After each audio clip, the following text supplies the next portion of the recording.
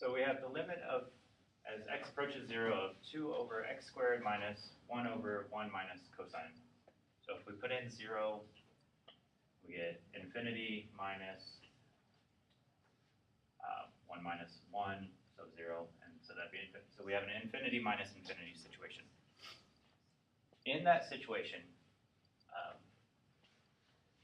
you want to be able to use the L'Hopital's rule, but you have to rearrange things before you can get that. Because what you eventually want is to have a situation where you have 0 over 0, and then you can take the derivative of the numerator and the derivative of the denominator, and that may give you, that would also give you the same limit. So in this case, I might recommend by starting with, I don't know, finding a common denominator, something like that. So we have the limit as x approaches 0 of, in this case, 1 minus, 2 minus 2 cosine x minus x squared over x squared times 1 minus cosine. Okay.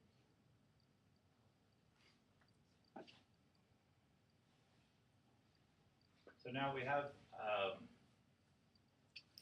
the same kind of situation here, right? In the denominator, we have something going to, well, now it's a little more complicated, right? If we put in 0, then this whole thing becomes 0. If I put in 0 here, what do I get? 0. That's 2, and then that's 0. So we get 0. Okay. So now I have a 0 over 0 situation, right? So now I can take the derivative of each.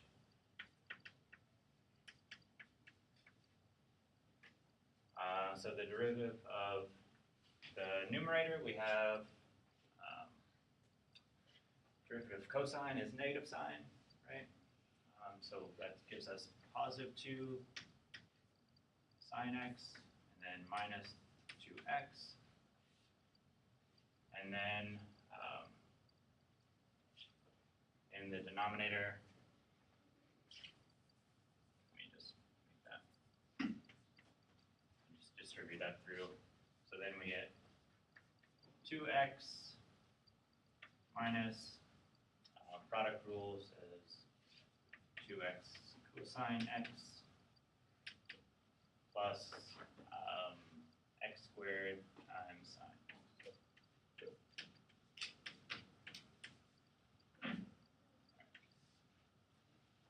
Okay, so if I put in 0 here, I get 0 minus 0, so I get 0 on top. I get 0 minus, what is that, 0? Okay, 0 minus 0. So I get the same thing again. At this point, you might ask yourself, am I ever going to get out of this situation? Probably these terms are going to go away, and eventually you're going to have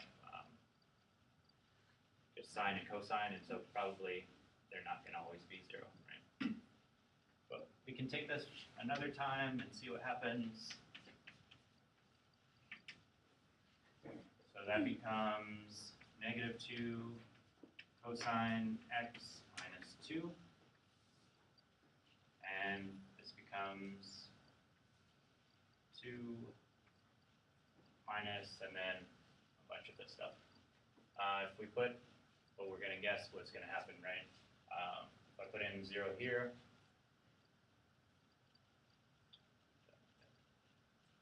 I get negative 2 minus 2. Is that right?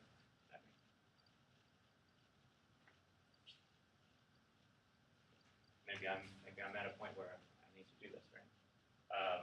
Because if I put in 0 here, I get 1, which is negative 2, so negative 2 minus 2, so that's a negative 4. So then that means I'm not at a 0 over 0 situation anymore. So let me run through this real quick then. We this one, so 2x sine x plus 2 cosine x plus this one, which is 2x sine x plus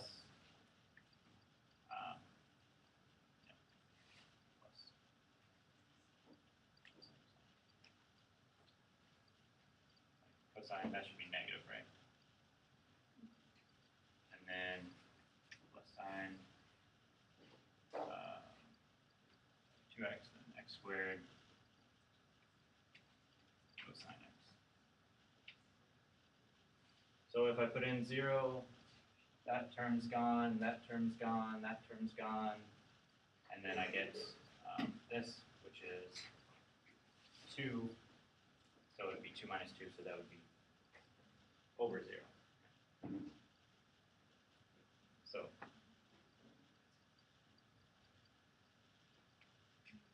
if I didn't do anything wrong here, then this should be negative 4 over 0, which would mean the limit doesn't exist, right? Did I make a mistake here? On the solutions, it says it's negative 1/6. 1/6. I think on the numerator, I think it's 2 plus x minus 2. I don't think it's Oh, yes, thank you. That's right. That's why. Because it's from sine to cosine. Great. Okay. That's what I seemed like there was something wrong with it. Okay. So then again, we have 0 over 0, and we're going to do it again.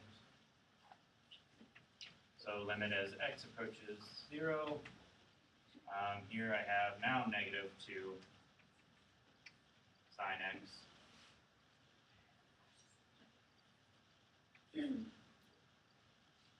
And a whole bunch of stuff here. Let's see, is there anything I can consolidate? I think you have to do L'Hopital's. Yeah. Can you cancel out the negative 2 sine x and the plus 2 x sine x? Yes. First and Yes. second. Yes. Those would be good. That would be helpful.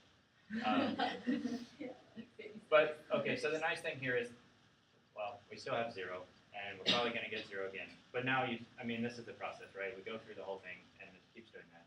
The main part of this was that moving from an infinity minus infinity situation to a 0 over 0 situation, right? So that's,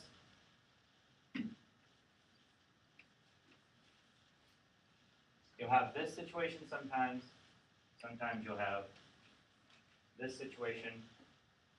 Before trying to apply L'Hopital's rule, you need to get to this situation. And remember that you're not taking the derivative of the whole thing, right? That's not what's happening. You're taking the derivative of the numerator and then the derivative of the denominator, which gives you a totally different situation than if you were to try to take the derivative of the whole thing.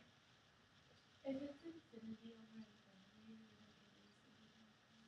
Yeah, that's pretty easy to switch. You can just